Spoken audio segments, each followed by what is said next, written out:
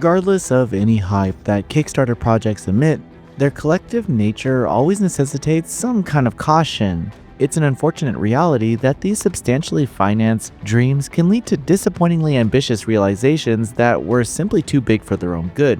However, the 7-Quark developed action roguelike Yasha Legends of the Demon Blade is something of an exception since its Kickstarter began well into the game's development. The final stretch required additional support after the producer invested the entirety of his assets into the budget.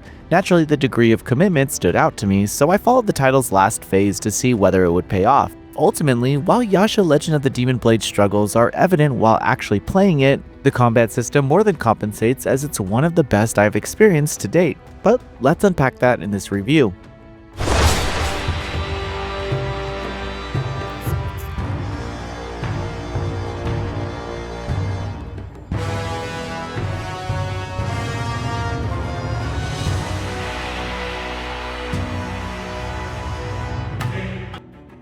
Yasha Legends of the Demon Blade takes place during the Edo period, where the ruler of demons, the Nine-Tailed Fox, breaks a tenuous peace between its kind and humanity. Within the setting, players can choose among 3 campaigns led by different protagonists: the Oni emissary Sarah, the demon samurai Shinguri, and the immortal ninja Takatori. The mini-narratives are actually one of the title's core strengths, with each protagonist enjoying an endearing arc and an inherently distinct tone.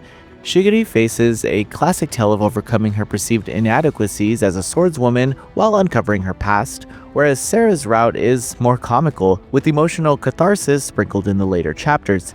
The routes consist of a handful of chapters, with scenes at every required boss encounter, with new chapters beginning whenever you clear a run. Shiguri remains the constant throughout the 3 stories. Despite starring in her own route, she also plays a significant role in the others, making her the adventure's heart. She's actually the most multifaceted in terms of struggles and ambitions, so while Sarah and Takatori shine with transparent characterization, Shiguri's conflicts drew me in. The English translation can be a little awkward during these scenes, with particular slang and references, but narrative comprehension is never in doubt. It's actually pretty fortunate that the story is compelled because one of Yasha's likely perceived weaknesses is in its overly repetitive structure. Repetition is expected in a roguelike, yet this title takes it to a level some players may dislike, where every run features nearly identical locations, room layouts, and bosses regardless of the chosen character.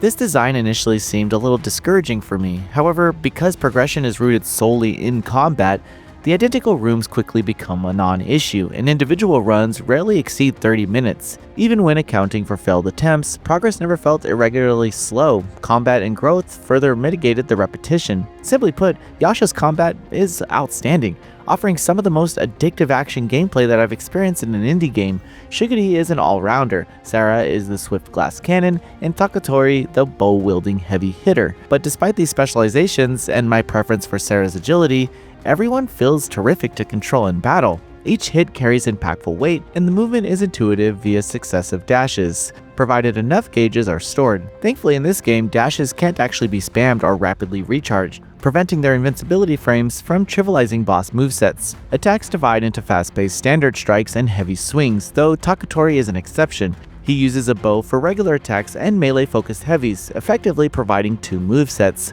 While all 3 characters are approachable, Takatori demands the most finesse. Sarah is notable because she dual wields. Each character can equip 2 weapons, and while Shiguri and Takatori can swap them, Sarah uses both simultaneously, doubling her strength and efficacy of certain abilities. To balance this, she's the most fragile, yet her damage potential is absurd, and it's something that I expect to be nerfed post-launched. Shiguri lacks an inherent gimmick and is the most newcomer-friendly during gameplay. Still, each character shares a lenient parry system.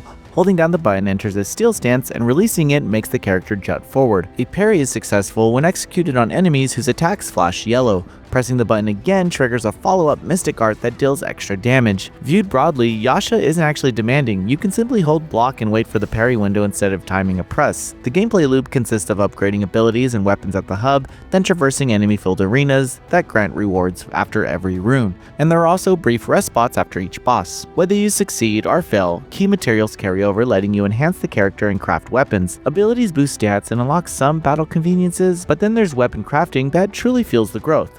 Shigiri, Sara, and Takatora each have a compact weapon list to forge and upgrade, with distinctive traits that can define entire runs. Shigiri can wield a blade that occasionally raises a shield, or a sword that inflicts burn and summons a flaming spear.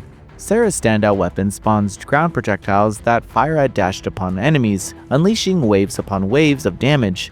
These weapon abilities make every run pretty thrilling and rendering room repetition moot, though they don't fix the limited boss variety. Each boss features strong telegraphs and intricate movesets, yet the lack of character-specific foes diminishes individual identity across runs.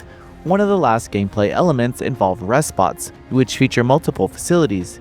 Following a boss fight, players can heal half their health, purchase upgrades, cook meals, and accept challenge missions. These bonus missions are timed and require damage avoidance or enemy elimination. Cooking is also a feature in this adventure, where ingredients gathered during a run are redeemed in this space and recipe progress persists across characters. These quick visits combined with short runs highlight Yasha's fast pace and ensure consistently gratifying progression. In terms of performance, Yasha was stable during my time playing. I faced no real crashes, but I did manage to catch a few text glitches here and there. Regardless, it didn't hurt the experience. While it doesn't break new ground compared to its genre contemporaries, Yasha Legend of the Demon Blade is a well-crafted action roguelike that embraces its strengths. With exceptional combat flow, meaningful weapon customization, and evocative character arcs, this adventure proves memorable. Even if its greatest potential, chiefly the boss variety, remains unreached, this triple journey is still worthwhile for action enthusiasts. Noisy Pixels giving Yasha Legend of the Demon Blade an 8.5 out of 10. Thanks for watching. This video is brought to you by our supporters on Patreon. Noisy Pixels run by a group of gamers providing independent gaming coverage through news, reviews, previews, and more. Check out our Patreon to help support our continued growth, and subscribe to keep up with all our future content.